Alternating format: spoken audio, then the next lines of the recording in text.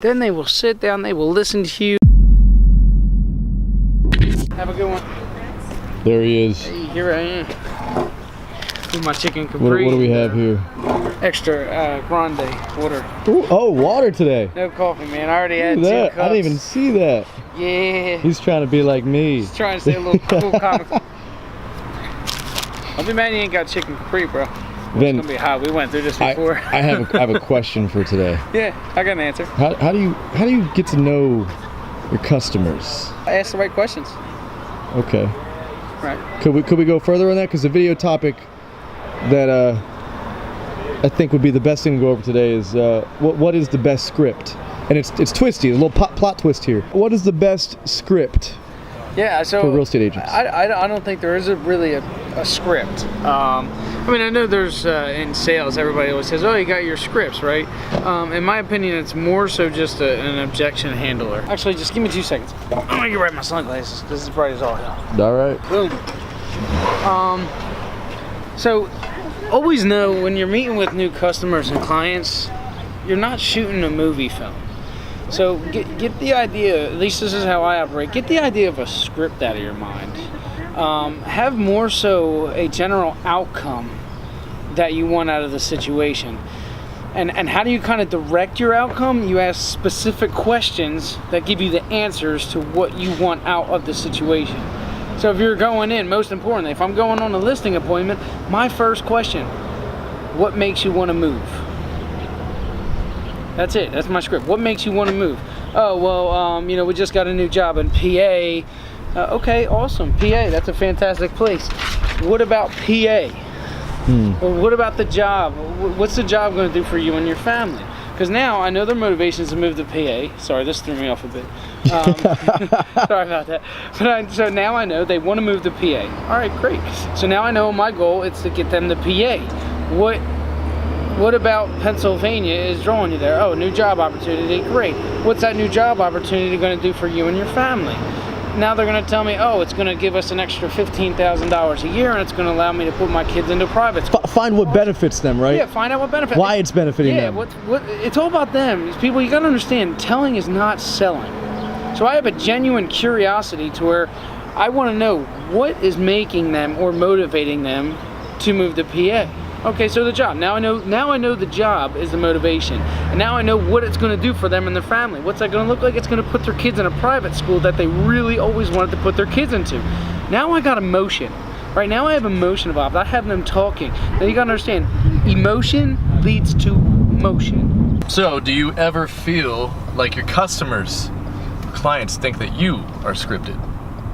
No. No, and I guess we could talk about that on the way to the bank. No, I don't think they think I'm scripted because I'm asking purposeful questions. Understand one thing, telling is not selling, right? So look, your clients are great people. They're great people, but they really don't care about your hobbies. They really don't. And you have to focus on their outcome. I mean, again, it's not about you, it's about them. And your main goal for being on that appointment with that client or having that conversation is to get a specific outcome and a specific understanding for the situation. Then you're taking your experience and knowledge and making that possible and giving them guidance on that. Now, once you give them guidance and you take what is their dream or whatever their situation is and make it possible or better, that is when you get the trust in business. If you're lucky and you ask for it, you get a referral of a friend and family. And obviously 3, you get income. It's your experience and knowledge and you will be benefited for it. However, you only get those 3 things when you genuinely focus on their outcome first. And then you get yours. So that's why I don't think I ever come off as scripted. Do I have a series of questions and objection handlers? Yeah. I don't look at them as scripts though. I look at them as an objection handler. So when somebody says, oh, you know, we're gonna go with this other realtor, I already have things that I'll say to overcome that objection. And if they're still interested in going just with that realtor, you know, I let them go. They've already made up their mind. And I don't ever feel I come off scripted because I don't play role. You know, know one thing, we really have no idea what they're gonna say, right? Can we be real here? So if we're thinking about a script like a movie scene, that actor says this to the actress, and he knows she's gonna say this back to him, and that's a script. That's pre-planned, in my opinion. So how do you know which questions to ask? I need to learn a situation. So first and foremost, if I'm on a listing appointment, and you can handle this with any business really, but if I'm going out on a listing appointment and I'm gonna ask what motivates you to sell, or if I have a buyer, right? If a client's coming to me and saying, hey Ben, we're first time home buyers, we wanna buy a house. Okay, awesome. What makes you wanna buy a house? Because most of the time people say, I don't know, we just want a house. Okay, that's good. That's okay to want a house. Let's get a little more specific. What is owning your own home gonna do for you? I never really thought about that, Ben, but, you know, I've been wanting to get out of my house because, you know, whatever the saying, I argue with my mom a lot, and I think I'm at the point where I'm old enough and I want to take on this next journey on my own and not be persuaded on what I want to do and have a quiet household. Okay, so now we got a little motivation here. She wants to get away from mom, and I'm just using this as an analogy. You know, there could be a billion and one different situations. Buying a home now is going to allow you to have that freedom of choice. You're going to be a grown woman, out on your own home, and be able to do your own thing. So now, is it just you making this decision? Or is there a partner involved? Oh, well, yeah, I have a boyfriend. We're both going to be on the deed. Okay, so now I need to know what he wants to buy in a house. You know, oh, hey, yeah, I want a two-car garage. What I'm doing is I'm asking specific questions because now I know she wants a house just to get away from mom, but he needs a two-car garage for all his toys. Otherwise, he's just going to stay at home and save his money. And it's hard to find those context clues when you are just meeting them or don't know them. Now, if I was just to meet them and say, oh, hey, I'm Vince Traveling, I'm the best realtor in the world. I fish and I play music as well. And I don't You're ask going to love me. questions. I'm just a great guy. Yeah, let's go get you a house. How much are you afford? How much can you afford? Oh, you can afford that? Great. Let's go look at all these houses in your price range. All right. How are you? I'm good. How are you? Good, thank you. Can I get a checking deposit slip, please? Yes, sir. Thank you much.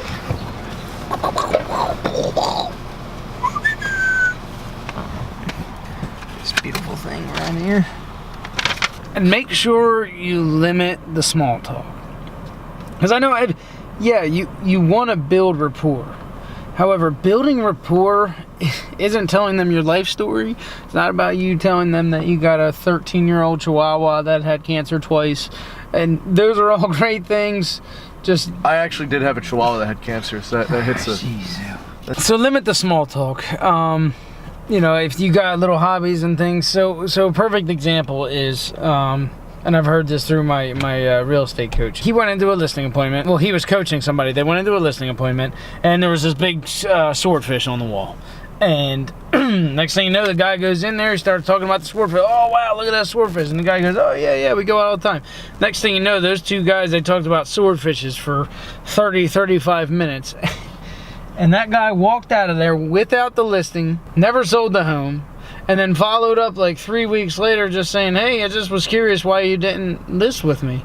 And he goes, well, honestly, you never really asked us to, and I kind of just started seeing you more as a friend in fishing, and I didn't want to possibly risk the friendship through a business transaction. They got too comfortable together. Too comfortable but together. Not, I don't mean to say that in a negative way, because like you should be comfortable with your clients, but you should, but you have to, when you're on the clock, you're...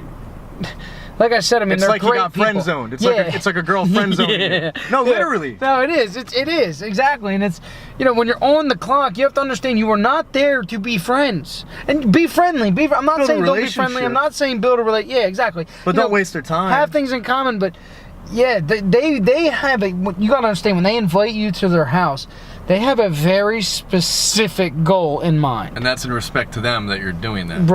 Right, and. You have to go in there and just understand, hey, look, I'd love to talk to you. I'd love to go grab a drink with you when we successfully make this transaction. So in conclusion, I hate to break it to you, but there is no magic script. Be genuine, care for your clients like their family, ask purposeful questions. You're gonna earn their respect and you'll earn the repeat business.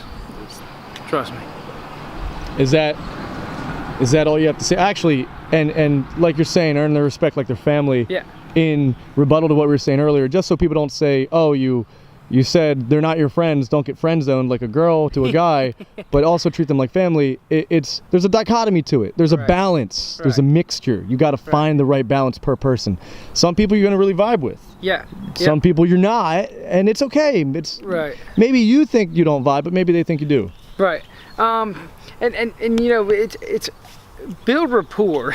And I keep having that Chihuahua thought in my head. I'm like, that was such a terrible example. But really, just that was terrible. And that was just I'm kidding. That was horrible. But it just, I don't know why it came to my mind and it rolled off. But more importantly, it's more so just like, don't tell them about your sports, your hobbies, you're a team captain. They don't care about that stuff. They will care once they get into their new home or sell their home, successfully move to wherever they're going. Then they will sit down, they will listen to you, that you could talk for 5 hours and they're just going to love everything you have to say, because ultimately they got what they wanted. And you know, it's not a selfish thing on their part. It's just they're coming to you because you offer a service. Understand that, people. Like, this is not a friendship. I mean, yeah, it's a relationship business, but you gotta understand, they're coming to you for a need. Service that need first, and I guarantee you, you'll be best friends with them forever. Service the need, everyone. And then the repeat business comes. Anything else you have to say for the viewers? I think that's all. Anything? That is all, guys. There's one thing. You have to do. There's one thing they got to do before they leave. If they like this content. That red square button down there. It's down there somewhere. You gotta tap it. Might be on the right side. Then you gotta of your make sure you hit the post notifications too. Yeah, the bell, because just subscribing doesn't mean anything anymore. I really need people to do that. They're not doing too much. Share the video on Facebook. Yeah, share the video. Dang it, help me out a little bit. And more so importantly, so I can help you, comment. Let me know what you want to hear. Yeah, what do you want to see next? Or do you disagree? Because look, if you disagree, that's cool. I want to see, can I learn from this? You know, can I learn from what you're disagreeing with? Or can we maybe change perspectives and agree? Yes. All right. That's all we have? That's all we have. We're done for the day. Now we're going to jump into this lovely lake and catch some goldfish. Like so I'll catch you all later. All right. No, we're not going to do that. No, but we will catch you later.